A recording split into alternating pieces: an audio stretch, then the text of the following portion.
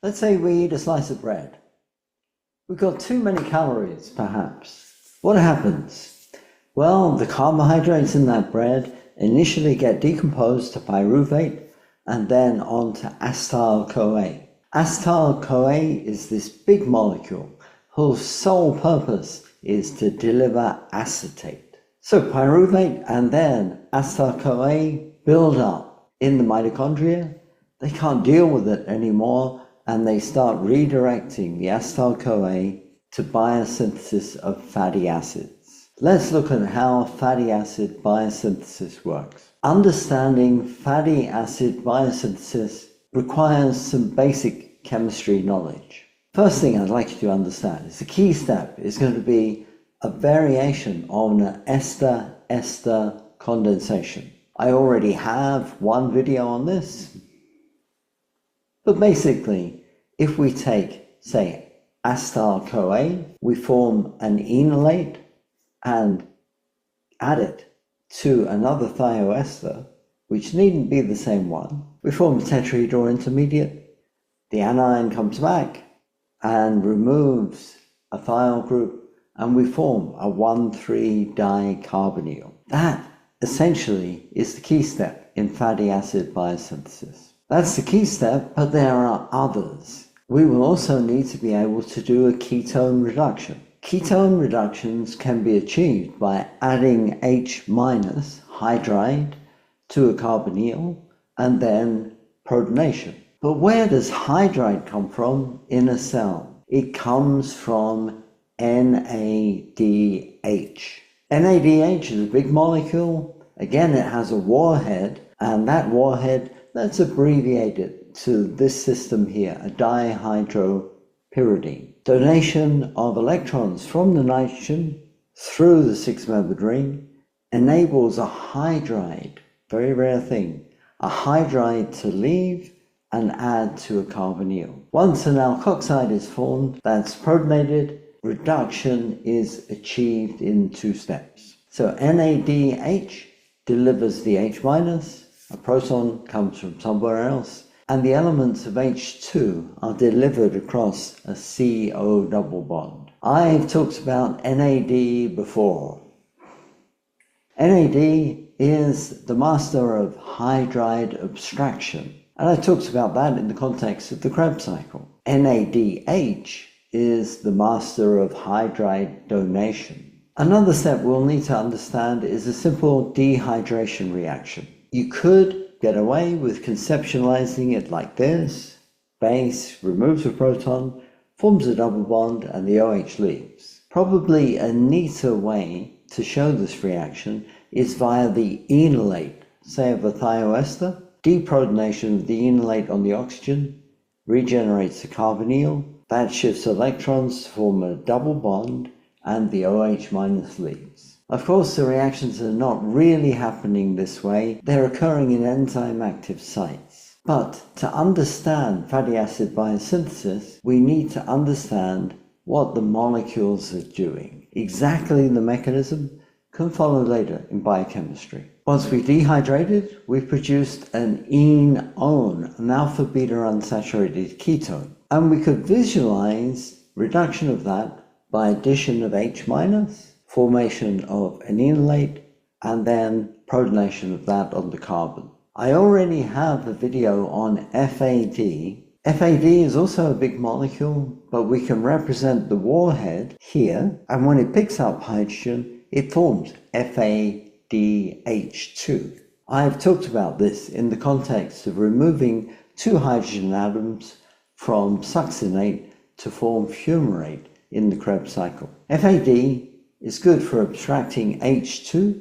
FADH donates H2, particularly to double bonds. Finally, thioesters love to exchange with thiols. If a thiolate adds to a thioester, we form a tetrahedral intermediate. Loss of the original thio R group on the thioester gives trans-thioesterification. Simple, it's just like trans-esterification under basic conditions. Okay, so we have the knowledge. Let's go. Remember, anabolism is a part of metabolism. It's the part where we build up more complex molecules from basic building blocks in the cell. We've eaten our bread, we form pyruvate, we've got acetyl-CoA from that. The Krebs cycle can't deal with it. The acetyl-CoA moves into the cytosol from the mitochondria and begins fatty acid biosynthesis. The star of fatty acid biosynthesis is a protein-protein complex between acyl carrier protein, ACP, and synthase, syn. Acetate from acetyl-CoA is transferred onto the SH of acyl carrier protein, and from there, via a trans-thioesterification, that acyl group is transferred onto the synthase. The next step in the reaction requires malonyl-CoA. How do we get that? Formation of an enolate from acetyl-CoA and reaction of carbon dioxide gives us malonyl-CoA. Malonyl-CoA is a very special source of an enolate in an enzyme active site. You recall that 1,3-dicarbonyl compounds love to decarboxylate and give that entropy back as CO2. That's what's going to happen on this complex. Malonyl-CoA combines with the acyl carrier protein, the ACP, on that thiol group. Then an aldol reaction takes place from the malonyl-CoA onto the acyl. And in that process, the acyl group must get transferred to the acyl carrier protein. Let's consider that aldol reaction. Loss of CO2 feeds in electrons to the enolate. Negative charge on the carbon, of course, is stabilized by resonance onto the thioester, but we can push that charge through all the way onto the acyl group on the acyl synthase. In that process, an acetate is transferred from the synthase to the malonyl-CoA. But it's not malonyl-CoA anymore. It's lost CO2. So let's change our symbol here from AM to AC. Now we're ready for that simple series of steps which I told you about in the introduction. This stage has the 1,3-dicarbonyl on the thiol group of the acyl carrier protein. Let's reduce it with NADH.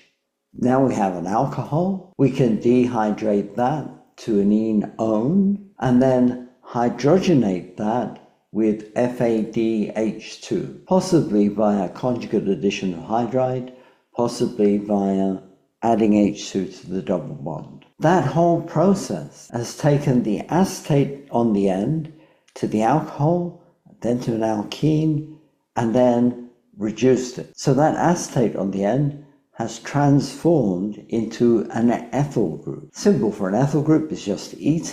Let's use ET.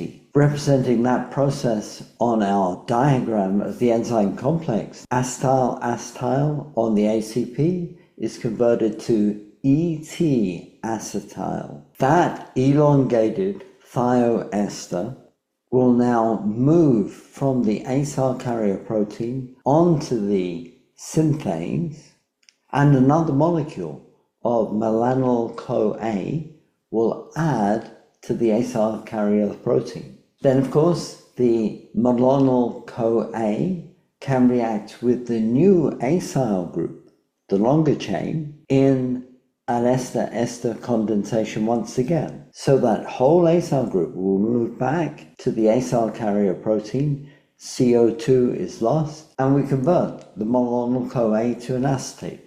So let's picture the structure of the organic molecule. We have another 1,3-dicarbonyl, but this time with a longer chain on one side. Reduction of that, NADH, dehydration, gives the enone.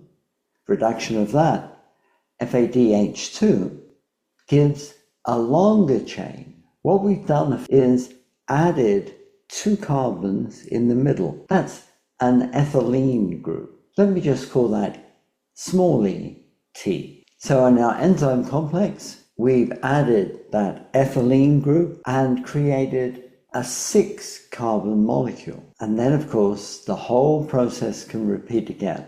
Transfer of the elongated acyl group to acyl synthase, input of another malonyl-CoA, ester-ester condensation, transfers the elongated chain down to the acyl carrier protein, formation of a CC bond that turns the malonate into acetate, and then the acyl group that's formed can be reduced, dehydrated, hydrogenated again. We have a 6-carbon unit, and then the process repeats. Transfer, malonyl-CoA, ester-ester condensation, reduction, dehydration, hydrogenation, transfer back, and repeat once more. In that way, fatty acids of an even number of carbons are built in steps of 2 by repetitive addition of malonyl-CoA derived from acetyl-CoA. There you have it. That's fatty acid biosynthesis. I hope it helps. Might even help with your MCAT. Thank you very much. Bye-bye.